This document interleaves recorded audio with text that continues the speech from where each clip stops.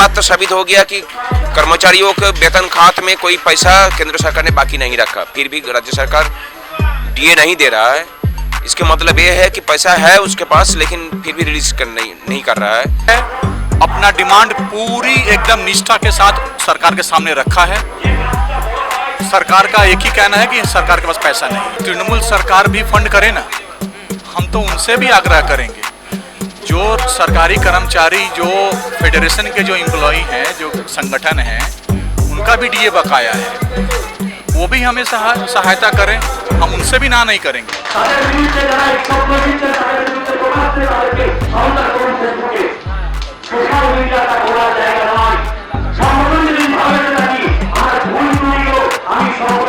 इस आंदोलन के यानी डीए की मांग को लेकर 85 दिन हो चुके हैं। कल इस बीच कोलकाता हाई कोर्ट के निर्देश पर संयुक्त संग्रामी मोर्चा और सरकार के नुमाइंदों के बीच बैठक हुई थी। इस बैठक में क्या निकल कर आया, इनसे बात करते हैं, जो पूरे इस आंदोलन के सूत्रधार रहे हैं भास्कर घोष से। तो भास्कर दा, इस बैठक से, सरकार में जो बैठक हुई थी, क्या निकल कर आया? निकला कुछ नहीं है, कुछ नोट उन लोगों ने नोट किया, लेकिन अल्टीमेटली जो उन्होंने बोला कि सरकार के पास पैसा नहीं है, इसीलिए कर्मचारियों को उनका जो मांग है वो मांग हक है, लेकिन नहीं दे पा रहे हैं उन लोग। तो हम लोगों ने पूछा कि फिर बोलने लगा कि केंद्र से भी पैसा बाकी पड़ा हुआ है, फिर मनरेगा का फंड बाकी है, प्रधानमंत्री आवास योजना का फंड केंद्र ने रिलीज नहीं किया, ये सब बताने लगा। तो उन्होंने बोला कि हम मानते हैं कि कुछ गड़बड़ियाँ हुआ है उस प्रकल्प में, लेकिन फंड रोक देना ठीक नहीं है। तो हम लोगों ने पूछा कि उस फंड्स के साथ हम लोगों का डीए का क्या मुद्दा है, बोला कि मुद्दा कुछ नहीं। हम लोगों ने जब पूछा कि कर्मचारियों को वेतन जहाँ से आता है वो अर्थ कमीशन से आता है, तो वहाँ से कोई फंड बाकी है क्या? तो उन्होंने बोला कि नहीं, फंड नहीं बाकी है उसमें। तो ये बात तो साबित हो गया कि कर्मचारियों के वेतन खाते में कोई पैसा केंद्र सरकार ने बाकी नहीं रखा, फिर भी राज्य सरकार डीए नहीं दे रहा है। इसके मतलब ये है कि पैसा है उसके पास, लेकिन फिर भी रिलीज नहीं कर रहा है। और पश्चिम बंगाल का अवस्था ऐसा भी खराब नहीं है कि देश के सबसे नीचे डीए का स्तर रहे बंगाल में, ऐसा खराब भी नहीं है। तो आप लोगों का आगे का प्लान क्या है? आप लोग आगे क्या करें? आगे 6 तारीख को हम लोगों ने एक मिছিল बुलाया है, एक ये होगा, रैली होगा उधर हजरा मोड़ में, वहाँ से जाएगा उधर होशियार स्ट्रीट होके फिर हजरा मोड़ में आएगा और वहाँ से जनसभा होगा। और अगले दिन हम लोगों ने लगातार हड़ताल के पथ जा सकते हैं। अच्छा, एक आरोप लगा था कि जब आप लोग दिल्ली गए थे तो हिंदू महासभा को कुछ वो बिल को लेकर कुछ ऐसे आरोप लगे थे, तो उस पर आपको क्या नहीं, कहना यह है कि हिंदू महासभा को हम लोगों ने किराए पे दिया था 300 आदमी के लिए और 3 दिन के लिए, तो उनके वजह से हम लोगों को 1,73,000 देना पड़ा किराए के रूप में। तो जहाँ पे आप रहेंगे उनको तो पैसा देना ही है, और किराए पे आप कहाँ पे रह रहे हैं, हिंदू महासभा भी जैसा है, उसके बाद बिरला मंदिर है, वहाँ पे रहे थे हम लोग का कुछ आदमी, फिर उसके पास बौद्ध मंदिर है, वहाँ पे भी हम लोगों ने किराए पे लिए थे। तो जो लोगों ने इसको हिंदू महासभा को लेके सांप्रदायिकता का आरोप फैला रहे हैं, वो जायज़ नहीं है, नाजायज़ बात है वो। अच्छा, सरकार से कुछ बैकडोर बात चल रही है क्या? अभी तक तो कुछ नहीं चल रहा, क्योंकि 85 दिन के बाद अदालत के निर्देश पर सरकार ने बैठक में बैठा, और बैठक के शुरू में ही जो मुख्य सचिव था उन्होंने बोल दिया कि अदालत के निर्देश पर हम लोग बैठक में बैठे हैं। तो आप तो समझ ही सकते हैं कि ये मुद्दा का हल निकालने का कोई कोशिश सरकार की तरफ से नहीं है। तो एक और मुद्दा इसमें हो चला है कि जो राज्य सरकार है वो लगातार आप लोगों पर हमला कर रही है, चाहे बोल रही है कि कहीं बीजेपी से फंडिंग मिल रही है, कोई बोल रहा है कि लेफ्ट पार्टी से फंडिंग मिल रहा है। तो मतलब ये क्या फंडिंग का क्या मामला है? फंडिंग का देखिए, इन लोगों राज्य का कर्मचारी है, तनख्वाह तो मिलता है, उन लोगों ने पैसा दिया, उस फाइंड से चल रहा है आंदोलन। सरकार है वो तदंत कर सकता है, हम चाहते हैं कि उनको एजेंसी को भेजे, देखे फंड कहाँ से आता है।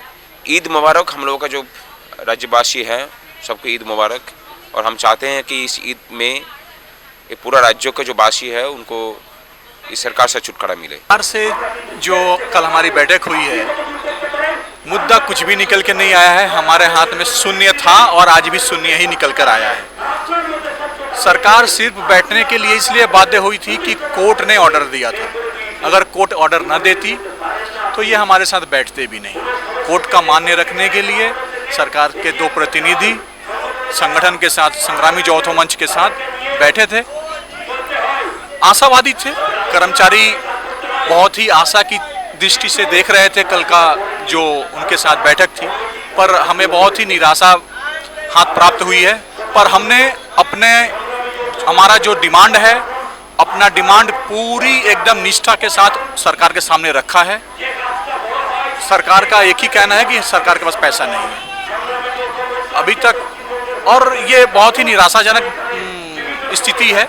लेकिन हम कल के बाद से लगातार जो आंदोलन है उसकी तीव्रता और तेज होगी। हम और आगे की कर्मसूची लेंगे और सरकार के ऊपर जितना दबाव बनाया जा सके हम बनाएंगे और अपनी मांग को लेकर ही रहेंगे।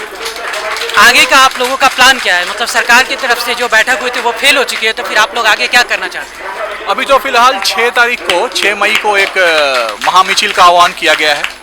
पूरे पश्चिम बंगाल से सरकारी कर्मचारी, शिक्षकगण जितने भी हैं सारे एकत्रित होकर एक महामिছিল का आयोजन किया गया है।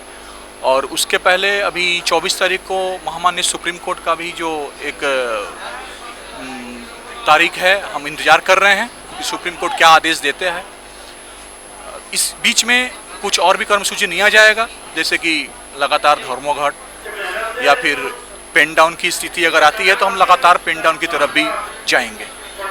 जो महामिছিল होने वाला है 6 मई को, उसमें कितने लोग अमूमन जुड़ सकते हैं, जो कि मुख्यमंत्री के घर के सामने होने वाला है? तो लगभग 50,000 आदमी। एकदम इसमें कोई शक नहीं है, शक होना भी नहीं चाहिए।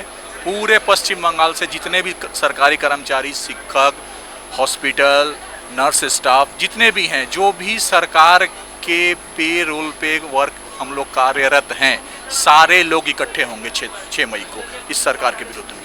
अच्छा, इस तरह का कोई बैकडोर टॉक नहीं है और हम चाहते भी नहीं है कि पिछले दरवाजे से किसी तरह का वार्ता पहुंचे। ये लड़ाई संग्राम के लिए अच्छा नहीं माना जाता है। जो भी होगा सामने बैठेंगे, कर्मचारी हैं, शिक्षक हैं, सारे लोग हैं, सरकार के साथ हमारा वार्ता होगा। सारे लोगों के साथ एक ही मंच पे सामने की तरफ बात होगी, पीछे के दरवाजे से हम बात नहीं करना चाहते हैं। हाँ, हाई कोर्ट ने कुछ मध्यस्थता का बात की थी कि अगर आप सरकार को निर्देश दिया था कि अगर आप बैठते हैं, बैठ के संग्रामी चौथो मंच के साथ बैठ के इसको सुलझा लीजिए, पर सरकार मतलब क्या बोलते हैं, हमें निराशा ही मिला है, आशा का उम्मीद नहीं है। फंड तृणमूल सरकार भी फंड करे ना, हम तो उनसे भी आग्रह करेंगे। जो सरकारी कर्मचारी, जो फेडरेशन के जो एम्प्लॉई हैं, जो संगठन हैं, उनका भी डीए बकाया है, वो भी हमें सहायता करें। हम उनसे भी ना नहीं करेंगे। हमने सबको आह्वान किया था, वो चाहे कांग्रेस हो, सीपीएम हो, बीजेपी हो, कोई भी हो, हमें सहायता का हाथ बढ़ा रहे हैं, हम सहायता ले रहे हैं। इसमें किसी तरह का दोष नहीं है। यहाँ पे किसी भी राजनीतिक दल का झंडा आप नहीं देख पाएंगे इस मंच पे, क्योंकि ये जो दाबी है, ये जो मंच है, ये यहाँ पे किसी तरह का कोई राजनीतिक मंच है ही नहीं। सहायता कोई भी दे सकता है, सरकार भी सहायता देना, राज्य सरकार आए आगे बढ़ के हमारी सहायता करे, हम उन्हें ना नहीं करेंगे। हम खुश होंगे कि सरकार हमारे पक्ष में है। कि आपने देखा कि ये पूरी तरह से जो यहाँ पर मंच करे 85 दिन का ये आंदोलन हो चुका है और धीरे धीरे 100 दिन के करीब बढ़ रहा है, लेकिन फिर भी अभी तक सरकार की तरफ से और संयुक्त संग्रामी मोर्चा दोनों की तरफ से कोई अभी झुकने के लिए तैयार नहीं है। अब आने वाले दिनों में 6 मई को जो महामोर्चा होने वाला है, महामिছিল होने वाला है, इसके बाद क्या, इसके बीच में या फिर इसके बाद सरकार क्या करती है, सरकार का क्या रुख रहने वाला है, हमारी नज़र बनी रहेगी। फिलहाल के लिए इतना ही। कैमरामैन अशोक बोस के साथ मैं अंकित कुमार सिन्हा, सूत्रकार समाचार, कोलकाता। अगर आपको हमारा यह वीडियो अच्छा लगा तो इसे लाइक करें, शेयर करें और हाँ, सब्सक्राइब करना ना भूलें।